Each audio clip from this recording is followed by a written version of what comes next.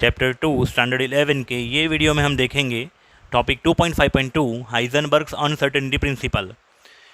All moving object that we see around us, like car, a planet, a ball thrown in air, etc., move along definite path or trajectories. Hence, their position and velocity, remember, their position and velocity or momentum can be measured accurately at any instant of time. मतलब कि जो बड़े particle है उनके लिए position and momentum या तो velocity हम मेज़र कर सकते accurately and simultaneously. However such an accurate measurement in not possible for सब एटॉमिक पार्टिकल, जैसे माइक्रो ऑब्जेक्ट जो है छोटे पार्टिकल, उनके लिए सब atomic particle proton, neutron, electron, photon, उनके लिए पोजीशन एंड वेलोसिटी का साइमल्टेनियसली मेजरमेंट पॉसिबल नहीं है। Werner Heisenberg, a German physicist, in 1927 gave a principle about the uncertainties in simultaneously measurement of position and momentum of a small moving particles. It is known as the Heisenberg uncertainty principle, जो मैंने यहाँ पे लिखा है उसका statement. ठीक है, it is impossible to measure simultaneously the position and momentum of a small moving particle with absolute accuracy or certainty.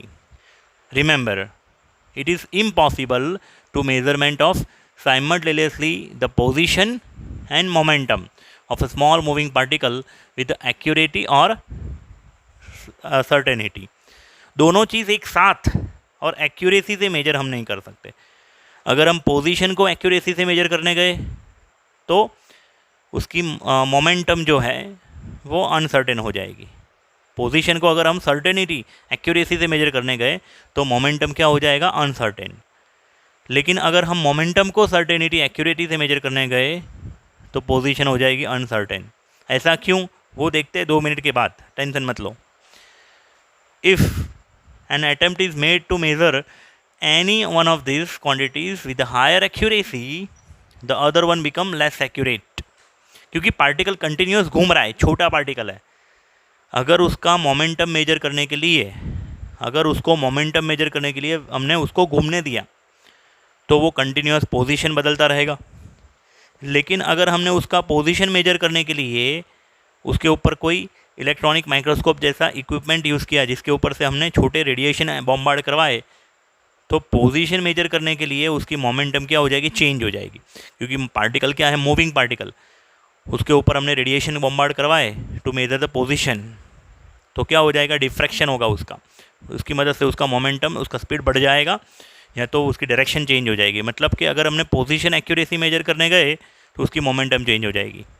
ठीक है बेटा, इसे प्रूव क्या होता है, एक मैथमेटिकल इक्वेशन प्रूव होता है और आगे देखते हैं इससे क्या समझ में आता है। ठीक है, the mathematical expression for the Heisenberg uncertainty principle simply written as delta x into delta P greater than और इक्वल टू h/4 पाई।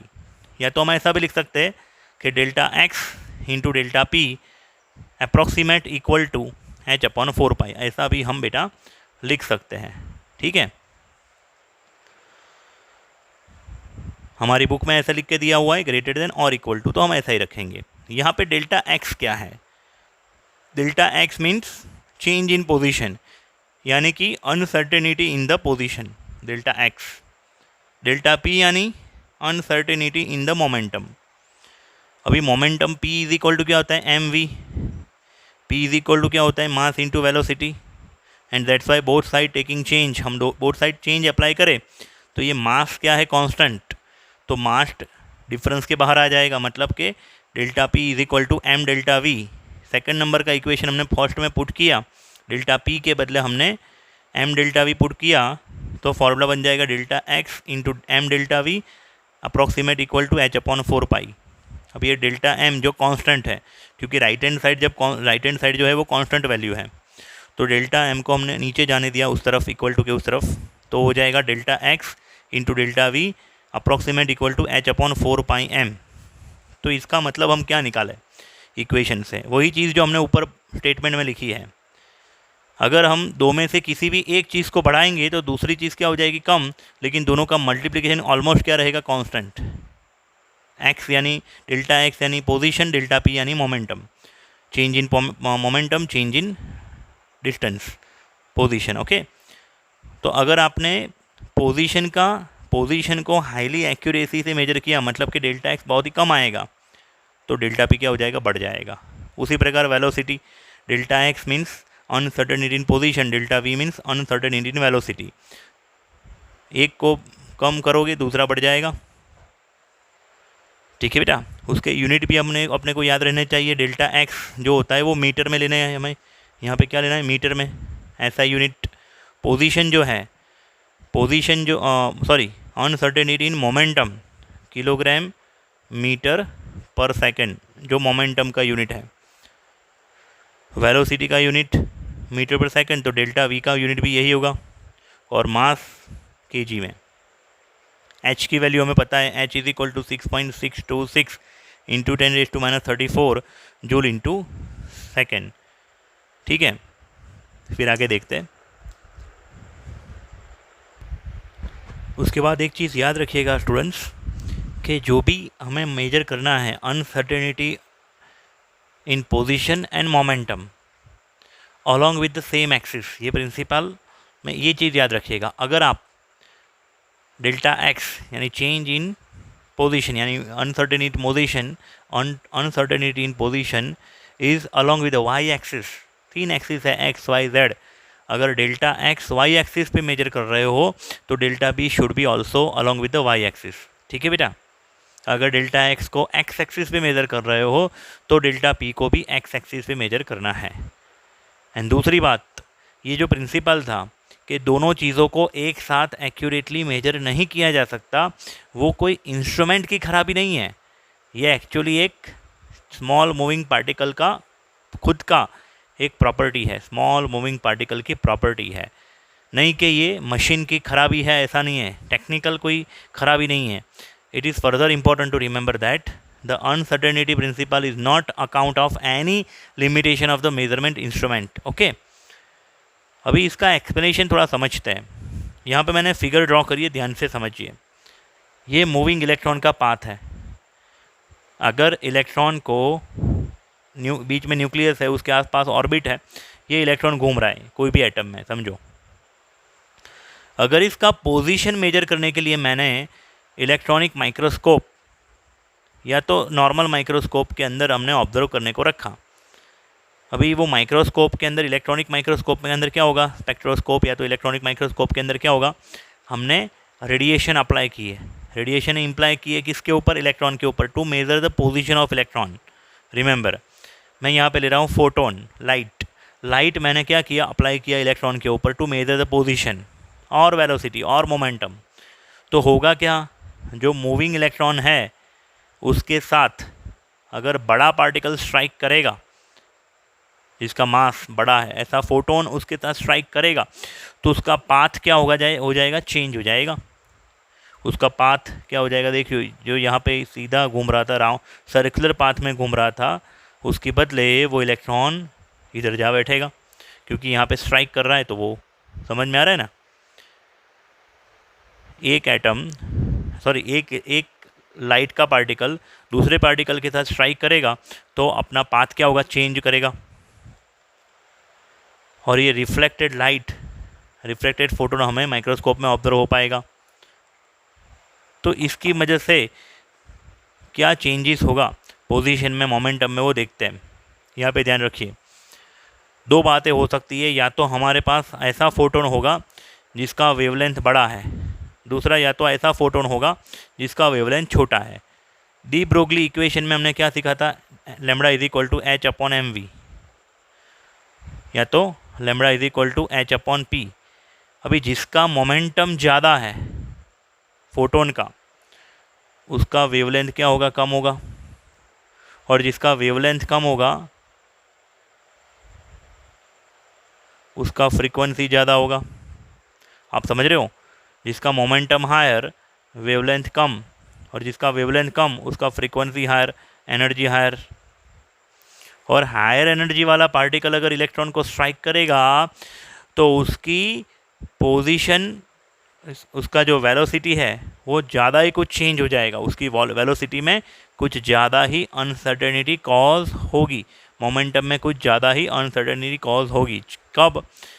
जब पार्टिकल का वेवलेंथ कम, मोमेंटम ज़्यादा। भी वेवलेंथ कम यानी e is equal to h c upon lambda में अगर lambda कम है तो एनर्जी क्या होगी? ज़्यादा।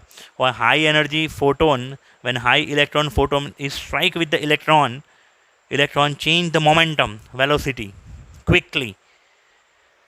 तो वो मैंने यहाँ पे समझाया है। Suppose we attempt to measure of position and momentum of an electron to pin point position of the electron. अगर इलेक्ट्रॉन की पिन पॉइंट हमें करनी है पोजीशन की, we have to use light so that photon of light strike on the electron and the reflected photon is seen in the microscope. As a result of hitting the photon with the electron, velocity of the electron are disturbed. Position and velocity both are disturbed. So according to principle of light optics, the accuracy with the high position of the particle can be measured depend upon the wavelength of a light used. तो ये एक पहला, the uncertainty position is plus और minus lambda. Uncertainty in position is plus और minus lambda, वो depend on the lambda. Suppose first case, shorter the wavelength, जब wavelength छोटी होगी एनर्जी हायर होगी, greater is the accuracy in position. But shorter wavelength means high frequency and hence high energy. This high energy position striking on the electron changes speed as well as direction. मतलब उसकी position क्या होगी? Accuracy. Greater is the accuracy in position, but उसकी energy ज़्यादा होने की वजह से वो स्पीड एंड डायरेक्शन में क्या कर देगा? चेंज, मोमेंटम में चेंज ला देगा. और दूसरा केस, पहला हमने क्या देखा? Shorter wavelength. दूसरा ये मोमेंटम की, उसी केस में वही बात कर रहे हैं. पहले मैंने बात करी किसके बारे में? ये लॉजिक के बारे में बात करी, ठीक है. फिर दूसरा, alternatively shorter wavelength implies high momentum. जितना वेवलेंथ छोटा होगा मोमेंटम उतना ही बड़ा, मैंने पहले ही बता दिया. This photon will have higher momentum and a larger mass, but indefinite amount of it will be transferred to the electron at the time of collision. जैसे ही वो कोलिजन करेगा, वो अपना हैवी मास की वजह से, वो हैवी मोमेंटम की वजह से अपना मोमेंटम ट्रांसफ़र किस में कर देगा? इलेक्ट्रॉन में. This will result in the greater uncertainty in the velocity of the electron. On the other hand, decreasing the momentum. दूसरा है, अगर हमने मोमेंटम को डिक्रीज़ किया, क्या किया बेटा? मोमेंटम को अगर डिक्रीज़ करेंगे तो वेवलेंथ बढ़ जाएगी. अगर वेवलेंथ बढ़ जाएगी तो एनर्जी कम हो जाएगी. और ऐसा पार्टिकल जब स्ट्राइक करेगा तो मोमेंटम में ज़्यादा बदलाव नहीं आएगा, लेकिन पोजीशन में थोड़ा बहुत बदलाव आएगा, ठीक है. तो एक चीज़ समझिएगा बेटा, अगर शॉर्टर वेवलेंथ है, शॉर्टर वेवलेंथ, तो पोजीशन एक्यूरेटली मेजर होगा, मोमेंटम में अनसर्टेनिटी ज़्यादा होगी. दूसरा, अगर वेवलेंथ कम है, वेवलेंथ ज़्यादा है, माय मिस्टेक, अगर वेवलेंथ ज़्यादा है मतलब मोमेंटम कम है, उस ऐसे फोटोन को हम जब स्ट्राइक करवाएंगे तब वो इलेक्ट्रॉन का मोमेंटम एक्यूरेटली मेजर होगा, लेकिन पोजीशन में क्या हो जाएगी? अनसर्टेनिटी. याद रखिएगा, ठीक है. उसके बाद let us see significance of Heisenberg's uncertainty principle. मतलब इसका इम्पोर्टेंस किन पार्टिकल्स के लिए है? हमने पहले ही बता दिया कि बड़े पार्टिकल के लिए, बिग पार्टिकल्स के लिए जो डे टू डे लाइफ में यूज़ होते हैं, उसके लिए हाइजेनबर्ग प्रिंसिपल यूज़ हो तो सकता है, लेकिन उसका कोई मीनिंग नहीं है. उसका मीनिंग किसके लिए है? छोटे पार्टिकल्स के लिए. तो let's see, like de Broglie equation, although this principle, Heisenberg principle, hold good for the all objects, but it is only significant for microscopic particle. Heisenberg principle is significant for only microscopic particle. Remember, the reason for this is quite obvious. जैसे हमने पहले बताया, इसके पहले जो figure draw करी थी वो इलेक्ट्रॉन वाली, अगर बड़े पार्टिकल की अगर हमें पोजीशन या तो मोमेंटम मेज़र करनी है, उसके ऊपर हमने लाइट अप्लाई करी फोटोन, तो उसके मोमेंटम में या तो उसके पोजीशन में कोई बदलाव नहीं आएगा, क्योंकि compare to photon, wavelength of photon, वो पार्टिकल बड़ा है, तो उसको कोई ज़्यादा डिस्ट्रैक्ट नहीं कर पाएगा वो. ठीक है, यहाँ पे एक एग्जांपल दिया है मैंने. For example, the light from the torch falling on the running rat in a dark room neither changes the speed of the rat और nor its direction, means the position. मतलब ये जो रैट है, उसकी दौड़ता हुआ जो चूहा है रैट, उसकी स्पीड या तो उसकी पोजीशन बदलाव नहीं कर पाएगी वो लाइट जो हमने टॉर्च से अप्लाई करी है. ठीक है. फॉर एग्जांपल, दूसरा एक एग्जांपल लेते हैं. Particle having mass 1 milligram. 1 milligram means 10⁻³ gram, यानी कि 10⁻⁶ kg. तो उसके लिए delta x into delta we का अगर हम वैल्यू ढूंढना चाहे तो delta x into delta v is equal to h/4πm. h की वैल्यू कांस्टेंट है 4π एंड m मास 10⁻⁶ kg. ये मल्टीप्लिकेशन डिवीज़न किया, आंसर करीबन आएगा 10⁻28 power metre square second inverse, क्योंकि डेल्टा एक्स का यूनिट होता है मीटर और वेलोसिटी का यूनिट होता है metre per second. That's why metre square into second inverse. ठीक है. तो 10⁻28 पावर जो मेजरेबल कंडीशन नहीं है, आप समझ रहे हो. दस the product of delta x and delta v is extremely small. अगर इससे भी छोटे मास वाला पार्टिकल अगर होता, इससे भी 1 मिलीग्राम से छोटे पार्टिकल वाला तो भी प्रोडक्ट नेग्लिजिबल ही होता. ठीक है. For a microscopic particle like electron जिसका मास है 9.1 इंटू 10⁻31 kg, उसके लिए अगर हम ये फॉर्मूला अप्लाई करें, उसमें m की वैल्यू पुट कर दी, h 4πm तो कांस्टेंट है, तो मल्टीप्लिकेशन हमें मिलेगा 10⁻⁴ मीटर स्क्वायर सेकंड इनवर्स. अगर दो में से एक की वैल्यू हमें नोन है, समझो position, if the position is 10⁻⁴ metre, delta x is 10⁻⁴ metre, so delta v is 1 metre per second. यानी कि ये मेजरेबल कंडीशन है, क्वाइट सिग्निफिकेंट एंड मेजरेबल.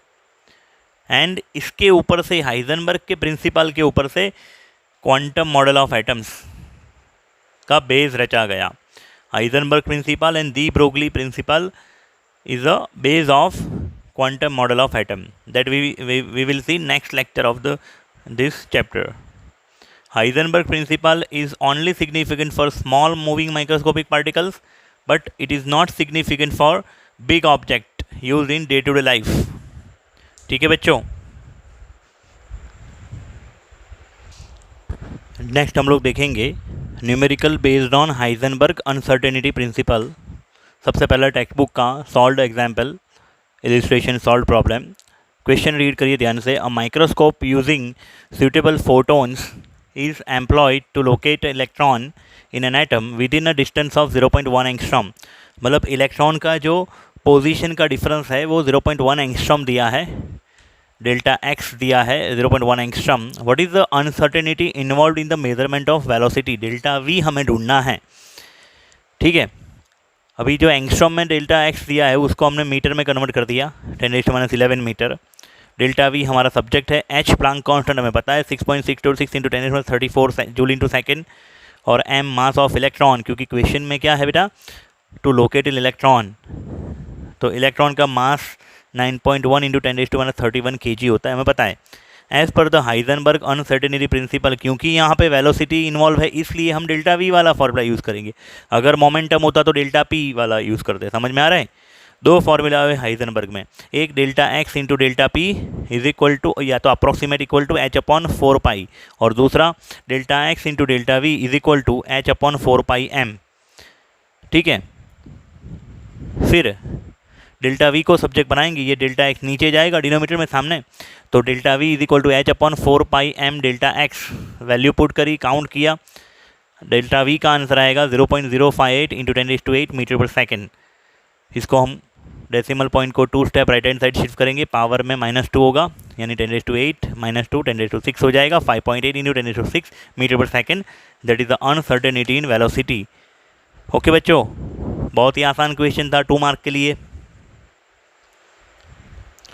उसके बाद टेक्स्ट बुक का दूसरा सॉल्व्ड इलिस्ट्रेशन प्रॉब्लम।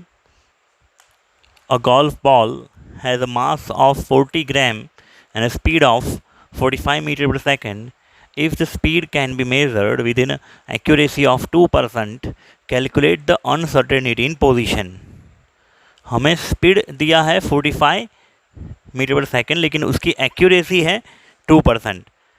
अभी देखो, डेल्टा वी को आप अनसर्टेनिटी इन वेलोसिटी भी बोल सकते हो, डेल्टा वी को आप एक्यूरेसी ऑफ वेलोसिटी भी बोल सकते हो, समझ में। उसी प्रकार डेल्टा एक्स को आप क्या बोल सकते हो, एक्यूरेसी ऑफ पोजीशन, या तो डेल्टा एक्स को बोल सकते हो अनसर्टेनिटी इन पोजीशन। ठीक है बेटा, तो यहाँ पे वेलोसिटी दी है 45 metre per second and uncertainty in speed, यानी कि डेल्टा वी जो क्वेश्चन में दिया है 2% ऑफ आवर स्पीड।